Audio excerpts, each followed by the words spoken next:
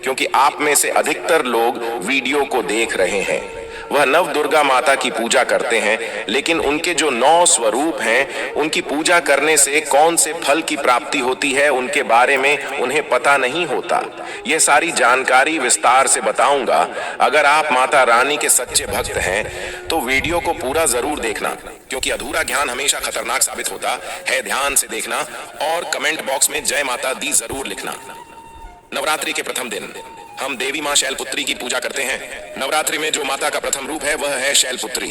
तो शैलपुत्री के लिए बोला जाता है यह पर्वत राज्य हिमालय के घर में पुत्री के रूप में उत्पन्न हुई थी, इसलिए इनका नाम शैलपुत्री पड़ा है। नवरात्रि के प्रथम दिन हम माता शैलपुत्री की उपासना करते हैं। वृषभ में माता शैलपुत्री स्थित रहती हैं। वृषभ इनका वाहन है। यह अपने हाथों में खड़ग चक्र गदा धनुष बाण और श्रम को धारण करके संपूर्ण आभूषणों से विभूषित होती है। मेल मरी के समान क्रांति युक्त 10 भुजा माता की है। 10 चरण वाली हैं। इनके दाहिने हाथ में त्रिशूल और बाएं हाथ में कमल पुष्प सुशोभित है। देवी पुत्री शक्ति, दृढ़ता, आधार पर स्थिरता का प्रतीक है। माता की उपासना करने से जीवन में स्थिरता आती है। तो अगर आप भी माता शैलपुत्री को प्रसन्न करना चाहते हैं तो आपके जीवन में स्थिरता आएगी। माता शैलपुत्री का जो बीज मंत्र है वो है ओम चंद शैलपुत्री देवे नमः। नवरात्रि के दिन हम माता ब्रह्मचारिणी की पूजा करते ही देवी ब्रह्मचारिणी की आराधना करने से कई प्रकार के मनोरथ की पूर्ति होती है। देवी ब्रह्मचारिणी इनका नाम क्यों पड़ा, यह भी जान लेते हैं। तो भगवान शिव से विवाह करने के लिए प्रतिज्ञाबद्ध देवी माता पार्वती ने कठोर ब्रह्मचारी का पालन किया। ब्रह्म का अर्थ होता है तपस्या और आचरण, उसका अर्थ होता है आचरण करने वाली। तो इस प्रकार ब्रह्मचारिणी का अर्थ हुआ और आचरण करने वाली। तो माता रानी ने कठोर तपस्या की। भगवान शंकर को प्राप्त करने के लिए इनके स्वरूप का सर्वप्रथम बखान जानते हैं। तो देवी ब्रह्मचारिणी के दाहिने हाथ में जप की माला है, बाएं हाथ में कमंडल है और ब्रह्म का स्वरूप है। देवी ब्रह्मचारिणी की उपासना करने से मनुष्य में तप, त्याग, वैराग्य, सदाचार और संयम की वृद्धि होती है। माता की कृपा से ही सर्वत्र सिद्धि और विजय की प्राप्ति होती है। माता ब्रह्मचारिणी का मंत्र है या देवी सर्वभूतेषु ब्रह्मचारिणी रूपेण संस्थिता नमस्तस्यै नमस्तस्यै नमस्तस्यै नमो नमः। नवरात्रि के तीसरे दिन मां चंद्रघंटा की पूजा करते हैं। इस देवी के मस्तक पर घंटे के आकार का केंद्र बना हुआ है, इसलिए माता का नाम चंद्रघंटा पड़ा है। इनके जो चंद है ये भयंकर है। घंटे की ध्वनि से यह सभी दुष्ट व्यक्तियों का नाश करती है, इसलिए माता का नाम चंद्रघंटा पड़ा है। इनके स्वरूप जान लेते हैं तो मां के शरीर का रंग स्वर्ण के समान चमकीला है। इनके 3 नेत्र हैं, 10 हाथ हैं। इनके कर कमल गदा, धनुष बाण, खड्डक, त्रिशूल और अस्त्र शस्त्र लिए हुए हैं। अग्नि जैसे बनने वाले हैं, ज्ञान से जगमगाने वाली हैं। ये सिंह के आसन पर अरुण है तथा युद्ध में लड़ने के लिए अमुक रहती हैं। मां की कृपा से साधक के समस्त पाप, बाधाएं और जो परेशानियां आती हैं वे नष्ट हो जाती हैं। देवी की कृपा से जातक पराक्रमी और निर्भर होता है। अगर आप भी मां चंद्रघंटा की पूजा करते हैं तो आपको निर्भयता की प्राप्ति होती है। देवी मां चंद्रघंटा का मूल मंत्र है चंद्रघंटा देवी नमो नमः। नवरात्रि के चौथे दिन मां कूष्मांडा की पूजा करते हैं।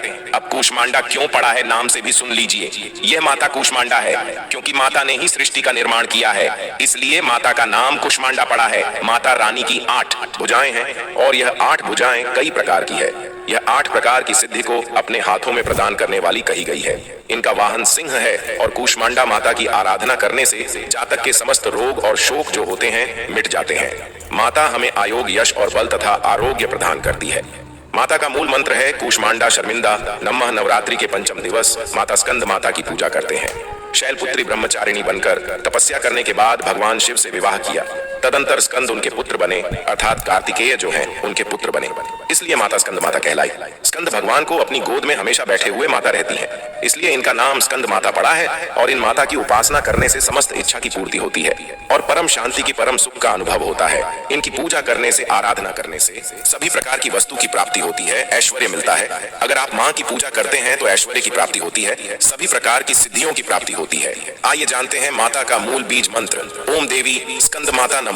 यह माता का मूल बीज मंत्र है। दोस्तों, इसके बाद नवरात्रि के छठे दिन देवी कात्यायनी की पूजा करते हैं। माँ दुर्गा के छठे रूप को मारकाट कात्यायनी के नाम से जाना जाता है। आर्षि कात्यायन की कठिन तपस्या से प्रसन्न होकर उनकी इच्छा अनुसार उनके यहाँ पुत्री के रूप में पैदा हुई थी। आर्षि कात्यायन ने इनका पालन पोषण किया था, इसलिए माता का नाम काट यानी पड़ा है। माता की भक्ति जातक को अर्थ, धर्म, काम और मोक्ष चारों फल प्रदान करती है। साधक अलौकिक तेज और प्रभाव से युक्त हो जाता है। इनकी पूजा करने के बाद माता को जो मूल बीज मंत्र है वह इस प्रकार से है ओम देवी कात्यायनी नमः।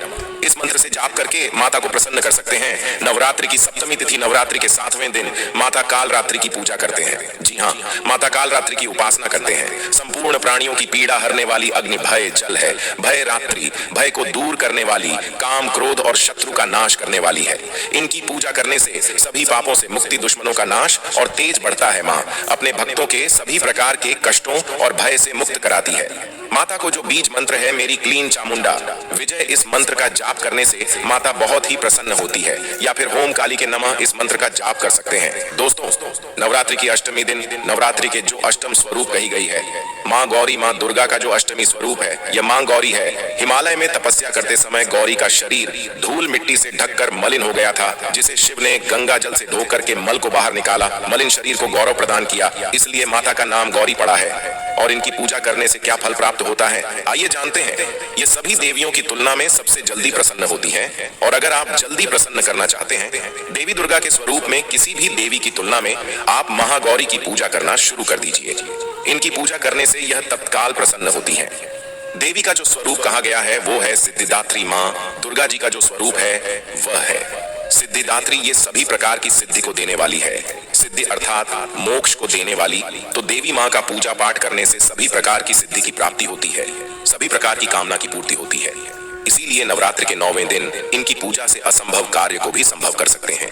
इसलिए अधिकतर जितनी भी जातक है, साधक है, सिद्धि प्राप्त करने वाले साधक माँ सिद्धिदात्री की पूजा करते हैं। और माँ कभी भी, चाहे असुर हो, चाहे मानव हो, चाहे दानव हो, चाहे कोई भी हो, कितना भी उत्तम साध धूप क्यों ना हो, किसी पर यह भेदभाव नहीं करती, सभी को यह सिद्धि प्रदान करती है। इनका जो बीज मंत्र है सिद्धिदात्री नमः। आप में से अधिकतर दर्शक हमें कमेंट करते हैं कि गुरुजी हमें सिद्धि की प्राप्ति करने के लिए क्या करना चाहिए। तो अगर आप सिद्धि प्राप्त करना चाहते हैं तो मां सिद्धिदात्री की आराधना करना शुरू कर दें। और जो बीज मंत्र बताया है, इस बीज मंत्र का जितना ज्यादा हो सके जाप करें। इस बीज मंत्र का जाप करने से आपको 8 प्रकार की सिद्धि और 9 प्रकार के निधि की प्राप्ति होती है। आइए अब इस वीडियो में जानते हैं। नवरात्रि में ये 7 संकेत बताते हैं। मां दुर्गा आपसे बहुत प्रसन्न है और आपके घर में आ चुकी हैं। पहला संकेत है बार बार गौ माता का आना। जिस घर में मां दुर्गा रहती है उस घर में उनकी बहन कामधेनु उनकी सेवा के लिए, उनके दर्शन के लिए बार बार घर के द्वार पर बिल्कुल ही आती है और यह घर के इर्द गिर्द घूमती रहती है। वहां से 9 दिनों तक नहीं भागती तो समझ जाना माता रानी आपके घर में आ चुकी है। दूसरा संकेत मधुमक्खी का घर में आना। देखिए, मधुमक्खी को मां दुर्गा का भ्रमण का स्वरूप कहा गया है। जिस घर में नवरात्रि में मधुमक्खी आती है तो समझ जाना उस घर में माता रानी आ चुकी है, क्योंकि जो मधुमक्खी है ये मां दुर्गा का ही स्वरूप कही गई है। और ये अपने पूर्ण स्वरूप के दर्शन के लिए अर्थात 9 दुर्गा के दर्शन के लिए सेविका बनकर के आती है, तो समझ जाना आपके घर में मां दुर्गा आ चुकी है। तीसरा संकेत ज्योति का तेल गति में जलना। जी हाँ, अगर आपने अपने घर में माता रानी की प्रसन्नता के लिए, भक्ति प्राप्त करने के लिए ज्योति स्थापित करके रखी है और अगर ज्योति की लौ तेज गति से जल रही है तो समझ जाना ज्योति के समक्ष स्वयं माता रानी खड़ी है। और आपको भी अंतरात्मा से माता रानी के होने का एहसास होगा। तो इन संकेतों से भी पता कर सकते हैं कि माता रानी आपके घर में आ चुकी है। चौथा संकेत नवरात्रि में दीपक की बाती में फूल का बनना।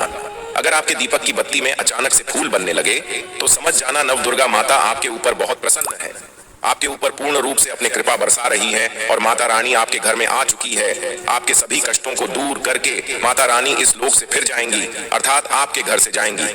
पांचवा संकेत बताते हैं बार बार घर में अगर काली चींटी निकलने लगे, अगर काली चींटी समूहबद्ध निकल रही हैं और रास्ता काटती है तो समझ जाना माता रानी आ चुकी हैं और आपके सभी प्रकार की इच्छा को पूर्ण करके जाएंगी। यह माता लक्ष्मी के होने का एहसास कराता है। अचानक घर में मनमोहक सुगंध आने लगे, यदि आपको अपने घर में अचानक से इतर जैसी कोई सुगंध आने लगे, ठंडी हवा चलने लगे तो समझ जाना माता रानी आ चुकी है और अपने होने का एहसास आपको करा रही है। तो इन संकेतों से भी पता कर सकते हैं कि माता रानी आपके घर में आ चुकी हैं। सातवां संकेत फटे कपड़े पहने अगर कोई याचक आ जाए तो समझ जाना माता रानी आपके द्वार पर याचक बन करके आ चुकी है। नवरात्रि में कोई भी याचक आए तो खाली हाथ भूल कर भी मत जाने देना, क्योंकि स्वयं माता रानी परीक्षा लेने के लिए हमारे घर में याचक बन करके आ जाती है, क्योंकि इस बार अपने भक्तों की परीक्षा लेने के लिए धरती पर स्वयं आते हैं और यह आपको समझना होगा।